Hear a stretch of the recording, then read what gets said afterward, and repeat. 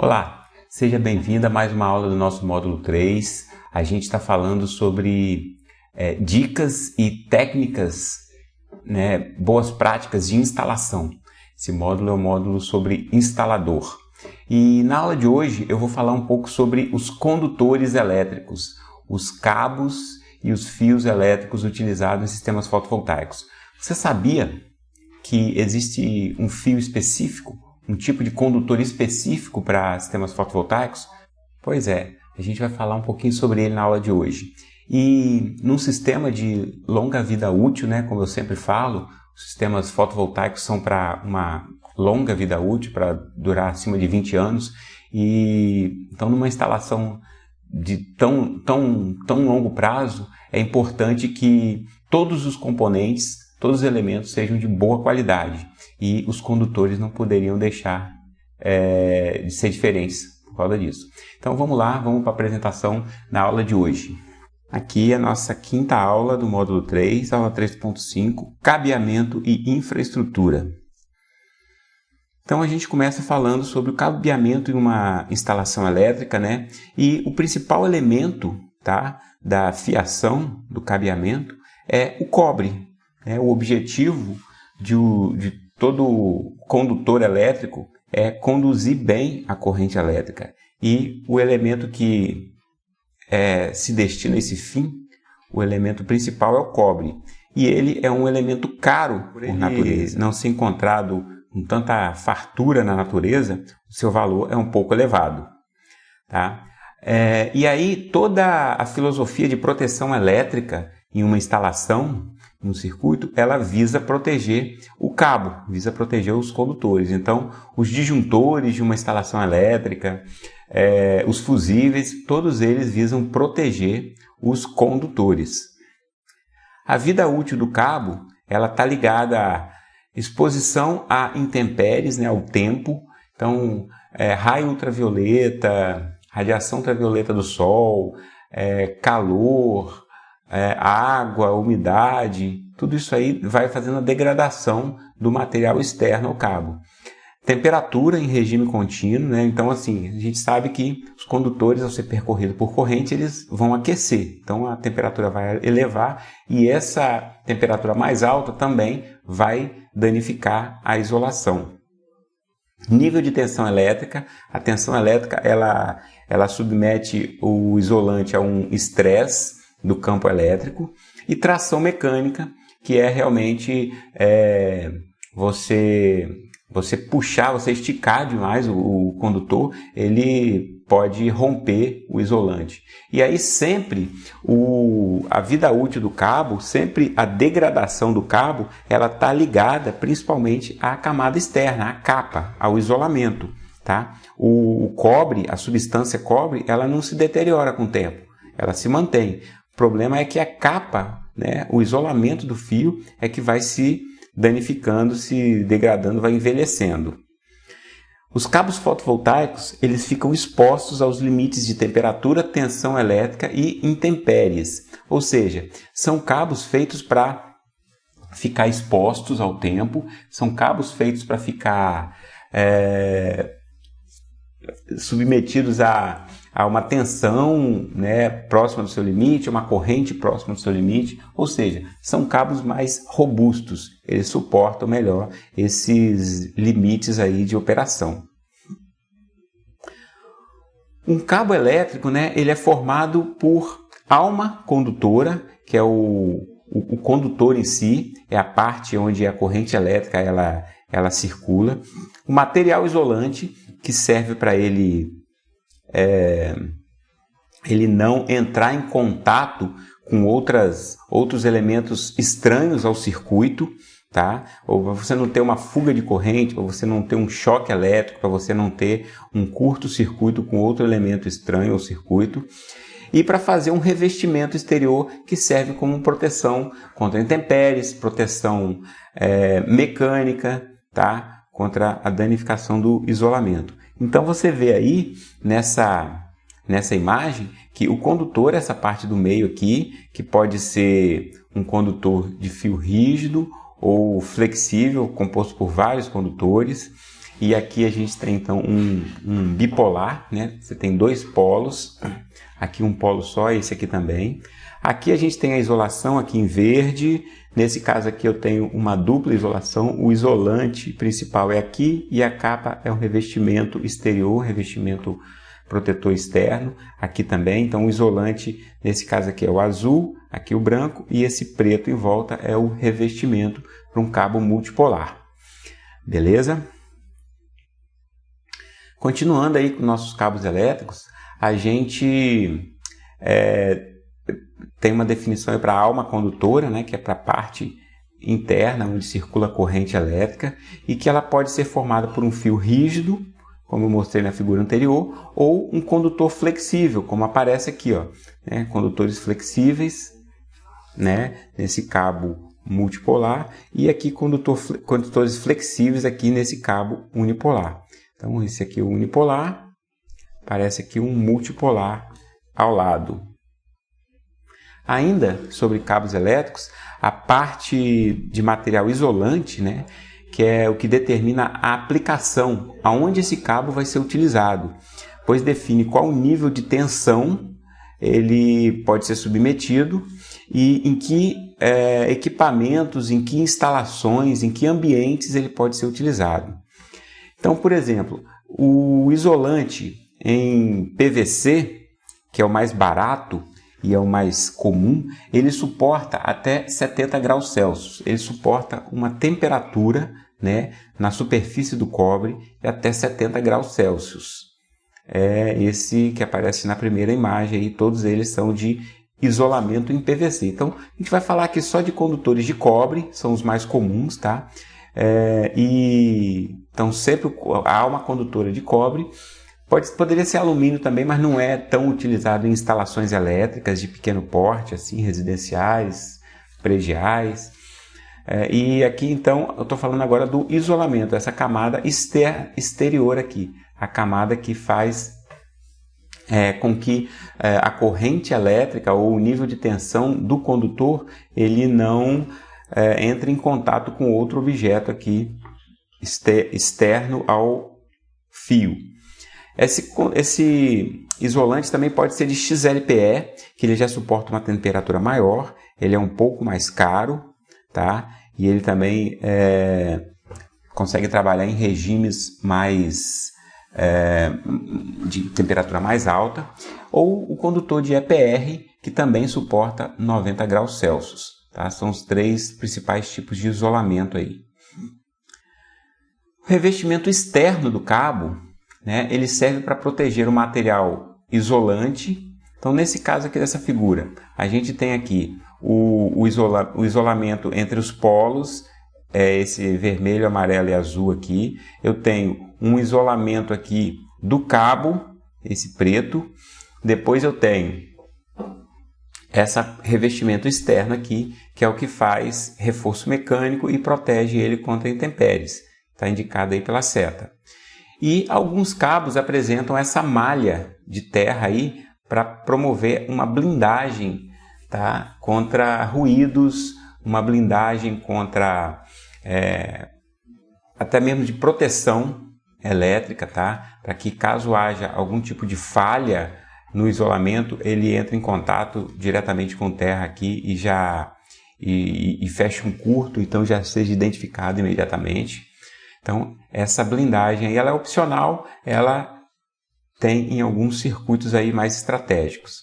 E agora a gente vai falar um pouquinho dos cabos específicos para sistemas fotovoltaicos, os cabos fotovoltaicos, né? Eles são desenvolvidos para suportar as características típicas de um sistema fotovoltaico, que são elas: exposição ao tempo. Então, esses cabos eles podem ficar expostos, por exemplo, em cima do telhado, passando de um módulo para o outro, do painel até o inversor, ele pode ficar exposto.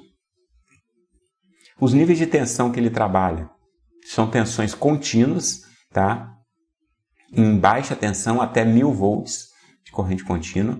Isso é um nível, 1000 volts é o limite do que é considerado baixa tensão. Suporte de amplitudes térmicas, ou seja, ele pode trabalhar em alta temperatura também, tá? Respeitando, é claro, aquelas temperaturas que a gente citou anteriormente aí, em função do tipo de isolante. As normas do produto, tá, que referencia os cabos fotovoltaicos são basicamente a UL 2556, tá, de fabricação, e a IEC 60332-1 de manutenção, montagem e checagem da instalação, tá? Comissionamento.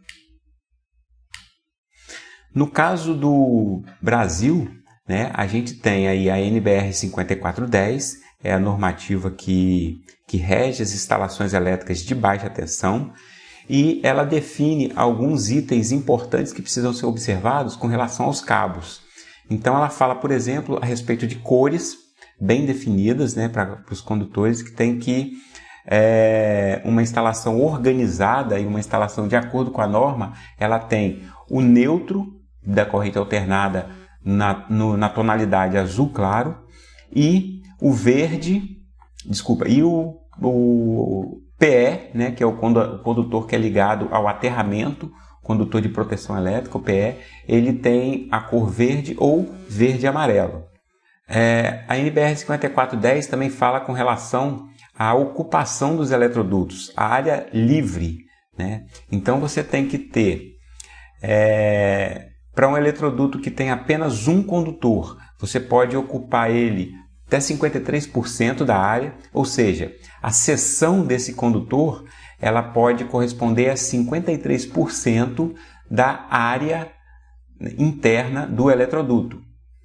Já no caso de dois condutores, a soma da seção dos dois condutores não pode ser maior do que 31%, ou seja, tem que deixar aí 69% de área livre. Para quê? Para ventilação e para refrigeração desses condutores. Já no caso de ter 3 ou mais condutores, como a probabilidade de haver corrente simultânea em todos os condutores já é menor do que no caso de 2 condutores, quando você tem 2 condutores, você tem, por exemplo, fase e neutro. Se tem corrente circulando na fase, ela está retornando pelo neutro, ou seja, você tem 100% de chance de ter corrente circulando em todos os condutores ali do eletroduto. Já no caso de 3 ou mais condutores, a probabilidade ela vai caindo de que a corrente esteja circulando simultaneamente, ou seja, provocando aquecimento ao mesmo tempo em todos os condutores. É por isso que o percentual de ocupação para 3 ou mais condutores ele é maior do que para 2. E ele fica aí em 40% para qualquer número acima de 3, igual ou acima de 3. Outro item da norma 5410, o item 6.2.7, fala sobre queda de tensão. E ela fala que a queda máxima permitida por circuito. Isso é fundamental para o correto funcionamento, tá, dos equipamentos ligados a esse circuito. Então, no caso de um circuito ligado ao sistema fotovoltaico, de geração fotovoltaica, o item 6.2.7.1, né, na letra D, ele estabelece o limite de 7% de queda de tensão devido à característica de geração própria de um sistema fotovoltaico. Então, ao longo de todo o sistema fotovoltaico, deve haver no máximo uma queda de tensão de 7%, desde da tensão no início da geração, lá nos módulos, até quando ela chega na carga, no consumo, no eletrodoméstico que estiver utilizando. Então isso vai nortear o dimensionamento e a escolha dos condutores. E agora eu vou falar um pouquinho sobre boas práticas, né? Ou seja, dicas de instalação realmente. Então, dica número 1, procure instalar o inversor próximo ao arranjo fotovoltaico, né? Próximo aos painéis. Por quê? Para que se economize cabo fotovoltaico. No momento desse curso, né, que eu estou gravando essa aula, o cabo fotovoltaico ele é mais caro do que o cabo AC, que é o cabo para corrente alternada. Então, mesmo que o cabo fotovoltaico ele trabalhe com menores correntes, portanto com a possibilidade de uma seção menor, mesmo assim ele ainda é mais caro do que os condutores de corrente alternada com seções maiores. Tá? Então eu estou falando isso porque Normalmente, o nível de tensão dos módulos fotovoltaicos, né, do arranjo, do conjunto de módulos, dos módulos do arranjo até o inversor, é um nível de tensão um pouco maior do que do inversor para as cargas. Tá? Então, a tendência é que a corrente DC ela seja menor do que a corrente AC após o inversor. Porém, como o cabo é mais caro, a gente procura deixar o inversor mais próximo do arranjo. Isso também traz um aumento de eficiência no sistema, né? Um aumento da eficiência global, a performance ratio, e economia de componentes, por exemplo, DPS. Então, se você tiver uma distância muito grande do arranjo até o inversor, você vai ter que ter uma string box extra. Então, acima de 10 metros, é importante que haja uma outra string box na saída do arranjo e uma outra string box na chegada do inversor. Se ela estiver próximo, menor do que 10 metros, você pode colocar uma string box só na entrada do inversor. Uma outra dica: nunca deixe o cabo fotovoltaico solto sobre o telhado, sobre a laje ou pendente numa estrutura de solo. Então, isso aí compromete a segurança da instalação, né? Pessoas alheias à instalação, leigos, usuários do sistema poderão ter contato com esses cabos e danificá-los e até se colocar em risco, né, de choque. Então isso compromete a segurança global e também diminui a vida útil do sistema, porque esses cabos soltos eles vão ficar roçando nas telhas, eles vão ficar sendo danificados, sendo corroídos aí com o passar do tempo, e aí isso vai diminuir a vida útil total do sistema. Uma terceira dica agora: em todo circuito de corrente contínua deve ser utilizado o cabo fotovoltaico, por ser o mais adequado a trabalhar com as tensões, correntes e condições de instalação em questão. Então o cabo fotovoltaico ele é mais propício, ele é mais preparado, ele é mais robusto, tá? Para suportar essas condições de ficar ao tempo, de ficar recebendo a radiação ultravioleta do sol, esse tipo de coisa toda. É importante buscar uma padronização de cores, tá? Procura utilizar a cor vermelha para o polo positivo e a cor preta para o polo negativo. Isso gera uma organização na sua instalação, isso promove segurança durante a instalação e também posteriormente nas manutenções. Uma outra dica: atente-se ao fabricante do cabo fotovoltaico que você está trabalhando. Tá? Qualidade do cabo é importante, buscar fabricantes que tenham certificação nos condutores, para que você não tenha produtos de segunda linha que vão comprometer a sua instalação e vão gerar insatisfação nos clientes aí posteriormente. As características físicas dos cabos mudam entre fabricantes diferentes. Então, por exemplo, diâmetro externo. Um fabricante ele tem um isolamento um pouco mais grosso, outro tem um pouco mais fino, o formato é ligeiramente diferente. Então, essas características aí, elas podem te causar um problema. Se você, por exemplo, dimensionou para passar em um determinado local com um cabo de um fabricante, se você estiver usando um outro cabo alternativo, pode ser que ele não passe, não consiga passar, ele seja mais grosso um pouquinho e não passe na rota que você pensou. Tá?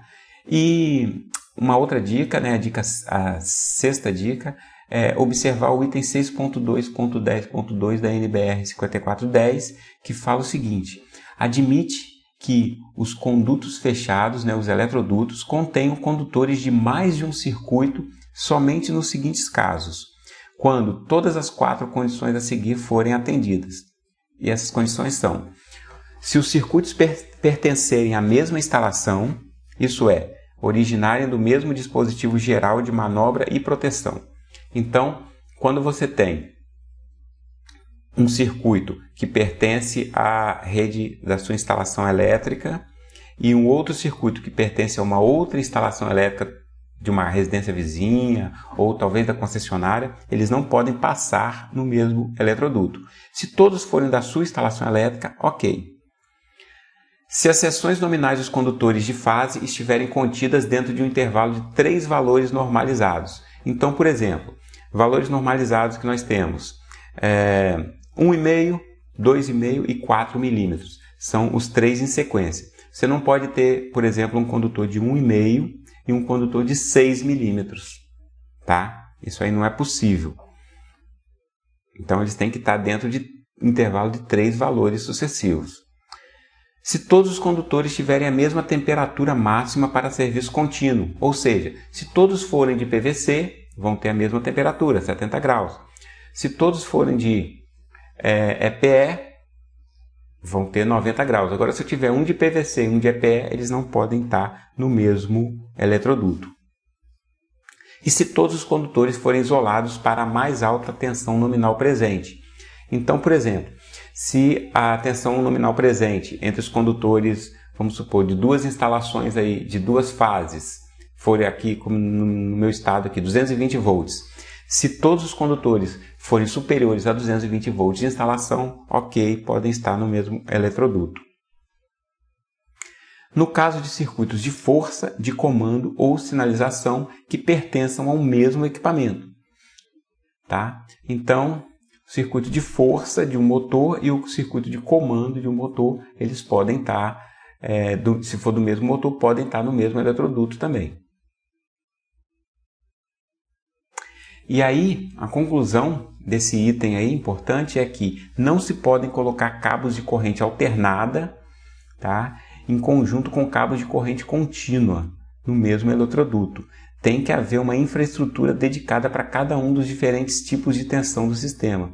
Então você tem que ter eletrodutos para corrente contínua separados dos eletrodutos de corrente alternada. E outras dicas aí. Procure identificar os dutos contendo cabos fotovoltaicos em toda a sua extensão. Então, os cabos de corrente contínua, né, os cabos fotovoltaicos, vão estar em eletrodutos e esses dutos aí eles devem estar identificados. Você bota uma etiquetinha, uma marcação dizendo esse aqui é do sistema fotovoltaico. Ao longo de toda a extensão do eletroduto. Isso vai facilitar manutenções futuras e vai evitar dor de cabeça. Lembra que essa instalação ela vai durar muito, né? Então provavelmente as pessoas tendem a se esquecer de uma coisa que foi montada, que foi construída há 5, 10 anos atrás. Busque sempre utilizar eletrodutos de boa qualidade e adequados ao local onde serão instalados. Então você vai utilizar eletrodutos propícios para ficarem enterrados, eletrodutos propícios para ficarem embutidos em alvenaria, se o caso for esse, ou eletrodutos propícios para ficarem instalados de forma aparente, se o caso for esse. Então, sempre utilizar o eletroduto adequado para a instalação e de boa qualidade. Então, pessoal, essas dicas você percebe que elas são todas referentes a uma boa instalação elétrica. Então, eu não estou falando de dicas específicas de sistemas fotovoltaicos, tá? Essas dicas elas valem para qualquer boa instalação elétrica. Então são recomendações, são orientações e normas de procedimento que valem para qualquer instalação, seja numa instalação elétrica que tenha um sistema fotovoltaico, seja uma que não tenha um sistema fotovoltaico. Então essa foi a nossa 5ª aula do módulo instalador. Espero que tenha ficado tudo claro e, como eu sempre digo, se você precisar, você assiste ela de novo, você toma nota, você entra em contato, você tira as dúvidas e até a próxima aula. Valeu, um abraço, tchau, tchau.